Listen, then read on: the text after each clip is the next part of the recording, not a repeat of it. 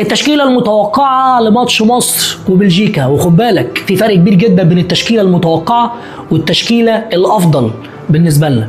الحقيقه ان التشكيله المتوقعه هي توقعاتنا لحسام حسن بيفكر ازاي وهيلعب ازاي، ولكن دي مش التشكيله الافضل من وجهه نظرنا.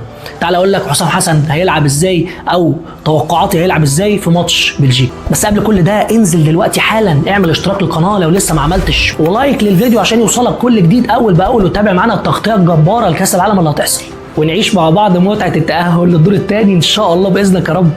انا بشوف ان حسام مش هيتخلى عن 3 قلوب دفاع في ماتش بلجيكا. هيبتدي بمصطفى شوبير لادائه الثابت في اللقاءات الوديه والفتره الاخيره مع النادي الاهلي ومنتخب مصر. هيلعب بحمدي فتحي ليبرو المره دي في خط الظهر، على يمينه ياسر ابراهيم وعلى شماله محمد عبد المنعم.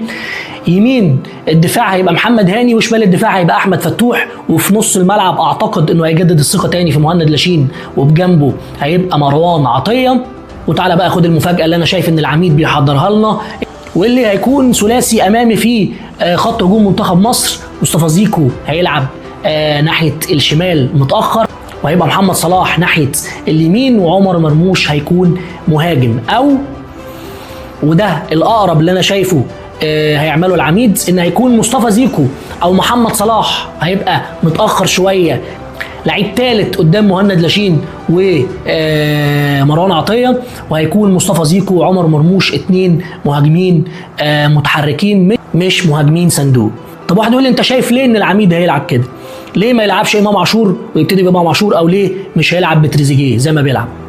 هقول لك والله انا بشوف ان حسام حسن هيشوف ان زيكو في معنويات مرتفعه جدا، وان الراجل على الجول بيبقى اكتف بشكل جبار، بدليل ان هو ماتشين دوليين، واحد قدام روسيا سجل، قدام البرازيل وما ادراك ما البرازيل سجل. فالراجل وطلع قال في لقاء بعد ماتش روسيا ان انا بحب اكون متواجد بالقرب من الجول.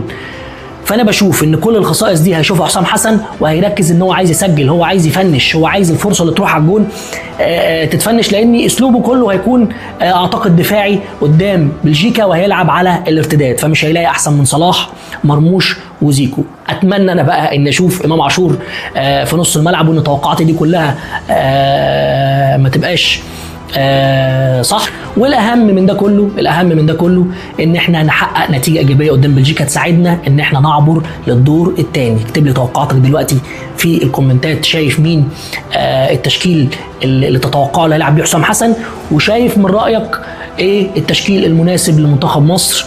ولو لسه ما اشتركتش في القناه اشترك في القناه دلوقتي وفعل جرس التنبيهات واعمل لايك للفيديو فضلا وليس امرا.